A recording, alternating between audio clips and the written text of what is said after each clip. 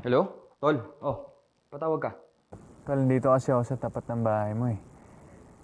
Um, Karoon kami ng alitan ni Christy. Pwede bang makitulog muna ako dito sa bahay mo?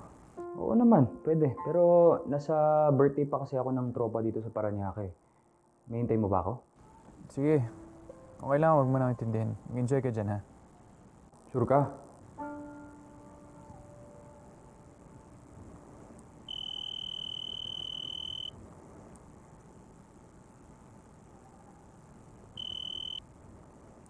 Hello? Jordan, pwede ba akong humingi ng favor sa'yo? Ano yun? Anong pabor?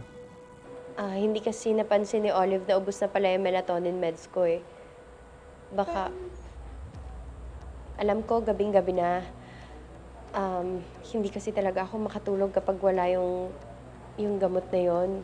Eh, ayoko naman na paalisin si Olive kasi ayoko maiwan mag-isa dito. Okay lang ba na ikaw na lang yung bumili para sa akin?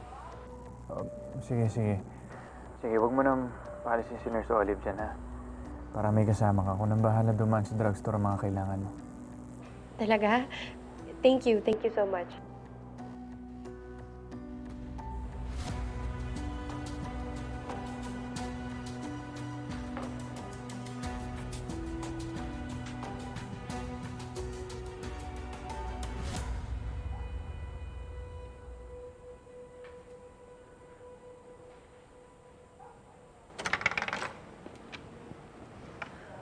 Jordan,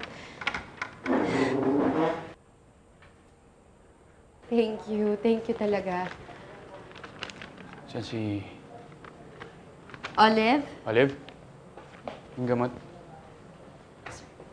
Ayan. Salamat na. Upo ka Pasensya na. Gabing-gabi na. Walang problema. Hindi ba sabi ko naman sa'yo kahit ano pa yan basta si kapabuti ng bata. Magsabi ka lang ha. Hmm.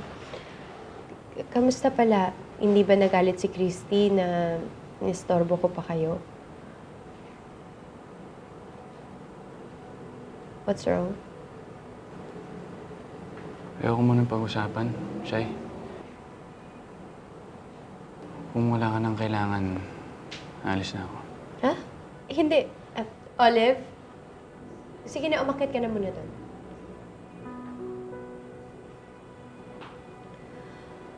Jordan, alam ko may problema ka. Ano ba nangyari? Tungkol ba to kay Christy? Nag-away ba kayo? Alam ko hindi na tayo nagsasama tulad ng dati. Pero, naging magkaibigan pa rin naman tayo, Jordan. And you know that you can always count on me.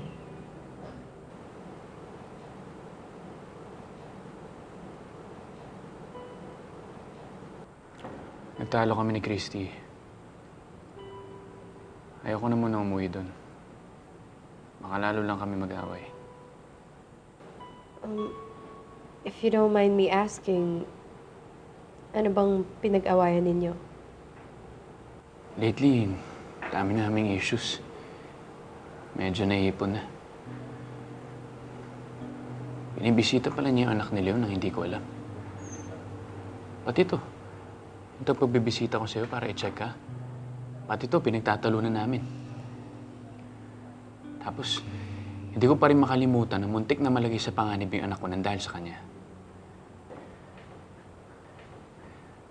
Nagpapakabisi na nga lang ako sa trabaho para hindi kami magpang-abot. Hindi niya ako maintindihan eh. Ano bang akala niya? Ganun lang kadali makalimutan yung nangyari. Yung sakit na muntik na mamatay ang anak ko nang dahil sa kanya. Hindi. Naiintindihan kita, Jordan. Siguro, mas makakabuti kung huwag ka na munang umuwi doon. Kasi hindi din healthy para sa'yo yung lagi mo nakikita yung cause ng pain mo. What you need to do right now is surround yourself with people who can understand you, who can help you heal. At isa ko doon. Alam ko, pareho tayong fragile right now. Sa akin, dahil maselan to pagbubuntis ko at sa'yo naman yung marital problems mo. Pero we can help each other. Pwede tayong magtulungan para tumakas tayo both. Maging okay tayong dalawa. Alam ko, marami na nangyari sa atin. At hindi na rin mababalik yung dati, pero meron pa rin mga bagay na hindi nagbago. Yun yung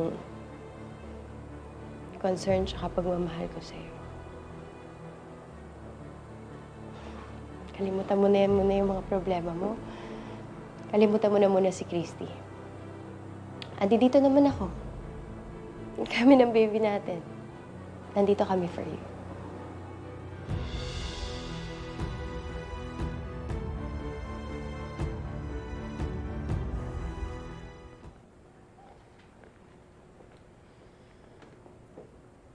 Nasaan ba si Jordan? Baka malate ka sa doctor's appointment mo. Ewan ko po ma, wala pa rin reply sa akin hanggang ngayon eh. Ay, naku. Eh, Kads, alam ba ni Jordan na meron kayong doctor's appointment today? Oo naman, Kaz. Nag-usap kami. Anong pinagawa niyo kagabi? Bakit hindi siya dito natulog? Matawagan ko na lang si Jordan, ha? Saglit lang.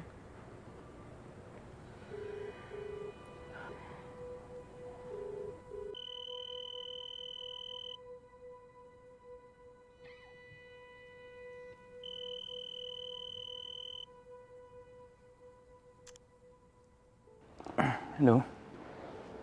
Babe, kanina pa ako nagte-text at tumatawag sa'yo. Bakit naman ngayon ka lang sumagot?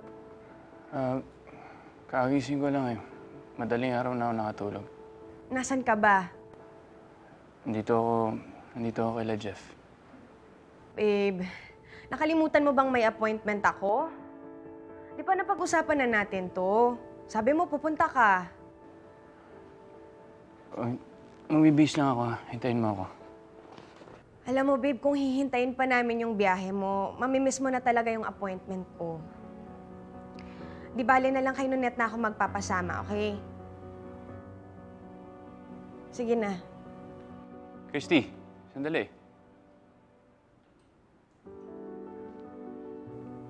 Ay, naku, tita. Yan na naman. Wala na naman. Eh, hindi daw po nagising on time, ma. Tayo na lang, Net. Sino pa bang sasama sa'yo? Of course. Tara na. Baka malate pa kami.